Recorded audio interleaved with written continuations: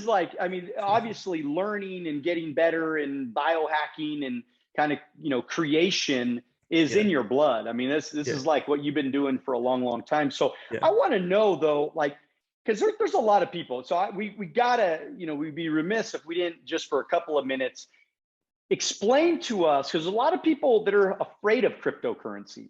They're afraid of the blockchain. Yeah. They're afraid of NFTs. They don't understand the technology. So as smart as you are, in the shortest amount of time, can you explain to us, kind of just briefly explain to us, what is cryptocurrency? What is the blockchain? And why this is so integral to the future of our money supply, of the world, and why this is not going away anytime soon?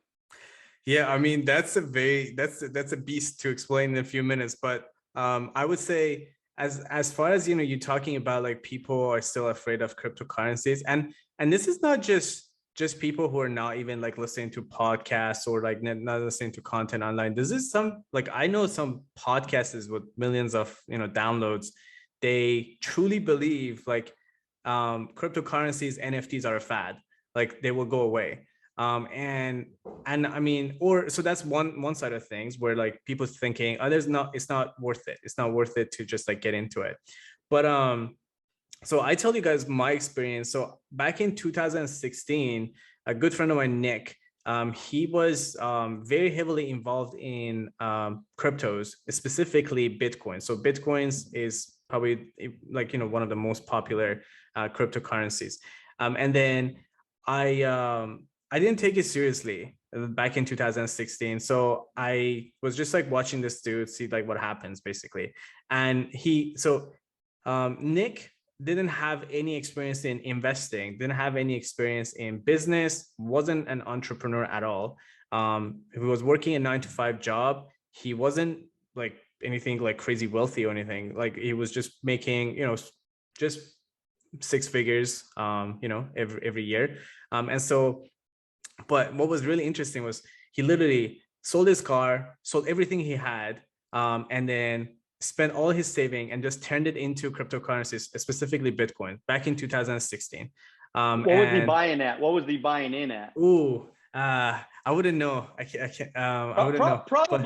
Probably in the low thousand. It was 1,000, 2,000 or something. And actually, he told me about it in 2016. But at the time, like he was already doing it. So maybe he even started like even earlier than that, maybe 2015. But so I didn't make much out of it. I even didn't like, he told me about it and I was just like, I'm just going to focus on what I'm good at, marketing, and not going to get into cryptocurrencies. And then a few years later, I gave him a call and I was like, hey, Nick, how is work? And he goes, what work?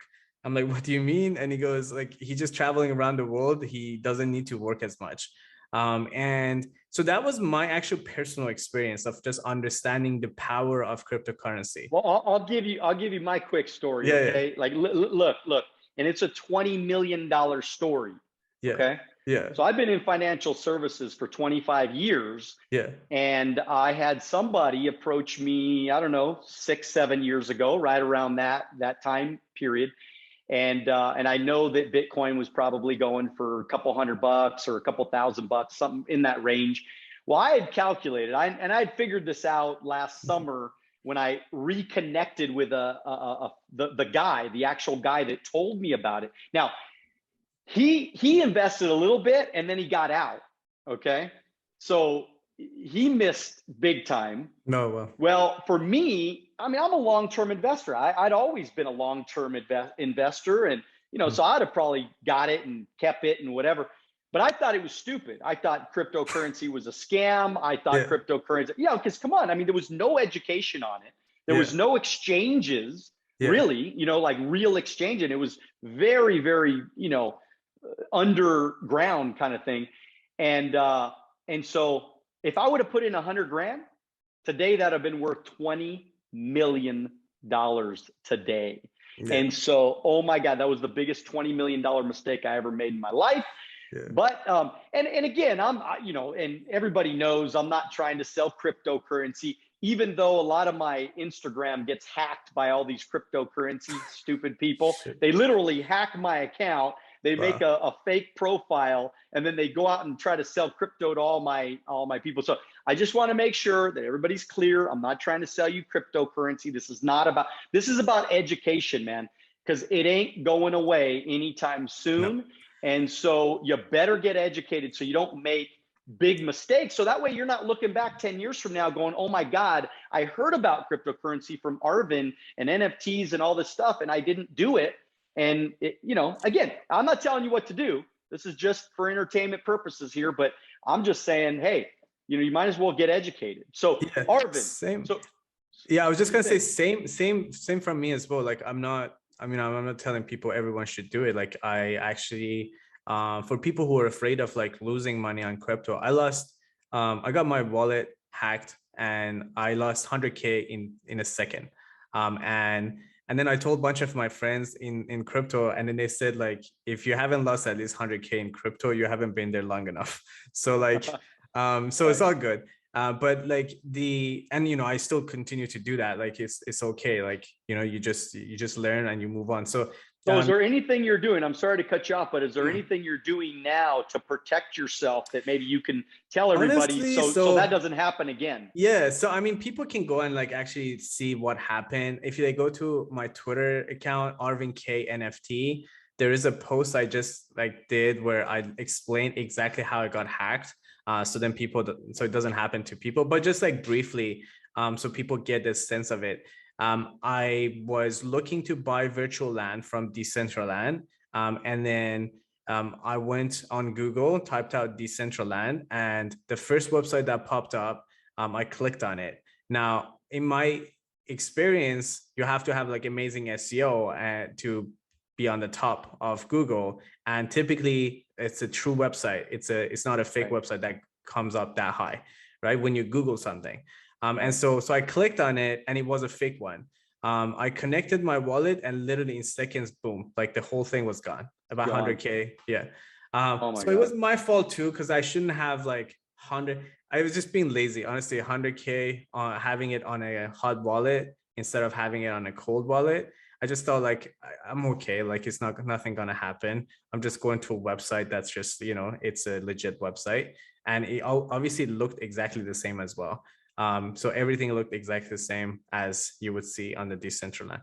But So basically, the moral of the story is just be careful where you yeah, do exactly, anything on. And by the way, that's anywhere on the internet. I mean, be careful of exactly. what you do and how you do Honestly, it, because yeah. there's scams everywhere, man. Yeah, and that's actually I was add to that where like we can say okay, so driving is like dangerous. Like a lot of people die from like like on the road, and so like just to say like we should stop driving, that makes no sense, right? And so I think there is definitely something to that where we're in that transition mode of understanding how we can take care of our own finances if a bank is not going to. So in the decentralized world where it's not one center, one authority that's actually taking care of all the transactions, we want to take control ourselves. So we need to learn some new things, right? So we're not used to it. Like if it was my bank that I lost 100K, I would have called my bank. I would have gotten my 100K back in seconds.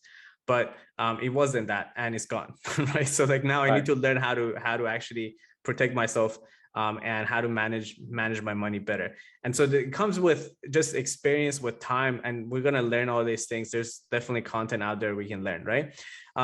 You asked about like NFTs as well. So real quick for people who don't know what NFTs are, essentially it could be a moment in time, it could be an audio, it could be a video, it could be an image, anything that is is created by anyone can be actually recorded on the blockchain. And blockchain, if people don't know that neither, that's essentially, they can think of it as some database, like a large database, just like a Google Calendar, but except it's a lot more complicated, where everything that you do, all the transactions, anything you create, everything is submitted there and everyone has access to it. It's very transparent. So that's the biggest point from it as well. So now, so NFTs, essentially moment of time, video, audio, or any sorts of art could be, and then it has a lot of utilities, it has a lot of use cases.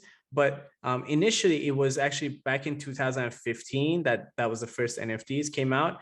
Initially was, perceived as just some expensive JPEGs, right? So people thought, okay, why can't we not just screenshot these NFTs and then, and just say we have it too? But as people understand it better, they realize that, okay, there are certain things that comes with it. First of all, it's verifiable, meaning you cannot just really screenshot another person's NFT. In fact, I think they actually changed it so that even if you screenshot it, as of lately, it gets blurry. So you can't even see the screenshot anymore.